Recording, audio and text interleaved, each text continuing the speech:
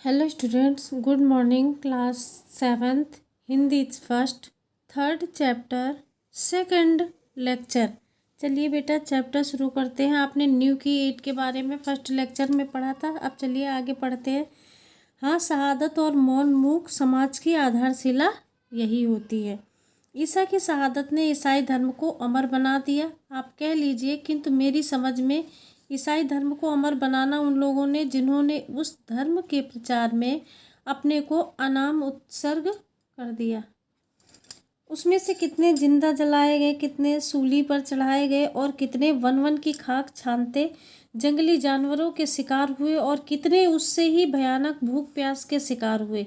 उनके नाम शायद ही कहीं लिखे गए हों, उनकी चर्चा शायद ही कहीं होती हो, किंतु ईसाई धर्म उन्हीं के पुण्य प्रताप से फूल फल रहा है। वे न्यू की ईट थे, गिरजाघर के कलश उन्हीं की शहादत से चमकते थे। आज हमारा देश आज़ाद हुआ सिर्फ उन्हीं बलिदानों के कारण नहीं, उन्होंने इतिहास में स्थान पा लिया। देश का शायद कोई ऐसा कोना हो जहाँ कुछ ऐसे दधीच नहीं हुए हों जिन्होंने हड्डियों के दान से ही विदेशी वृत्तासुर का नाश किया। हम जिसे नहीं कह सकते वो सत्य नहीं है, ये है मूढ़ धारणा। ढूंढने से ही सत्य मिलता है। हमारा काम है, धर्म है, ऐसी न्यू की ईट की ओर ध्यान देना। बेटा इस न्यू की ईट के माध्यम से लेखक ने ये बताने का प्रयास किया है कि जब हमारा देश गुलामी की जंजीरों में जकड़ा हुआ था तो कितने महान लोगों ने शहादत दी है। चलिए आगे शुरू करते हैं कि सदियों के बाद नए समाज की सृष्टि की ओर जब हमने पहला कदम रखा तो नए समाज के निर्माण के लिए हमें न्यू की ईंट चाहिए। अफसोस कंगूरा बनने के लिए चारों ओर होड़ा होड़ी मची है।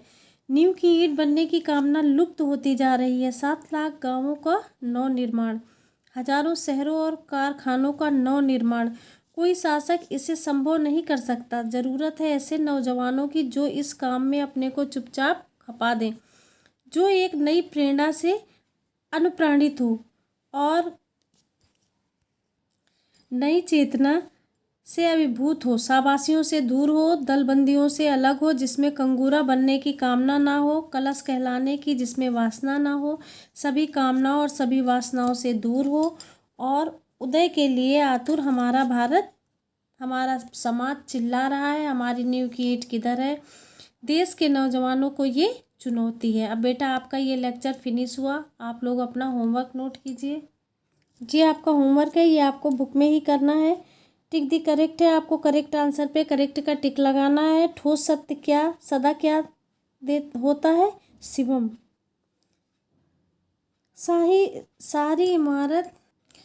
शाही इमारत की अस्थि नास्ति निर्भर करती है नींव की ईंट पर। किसमें? नींव की ईंट पर। समाज की आधारशिला होती है मौन मूक शहादत। नींव की ईंट बनने की चुनौती देश के नौजवानों की।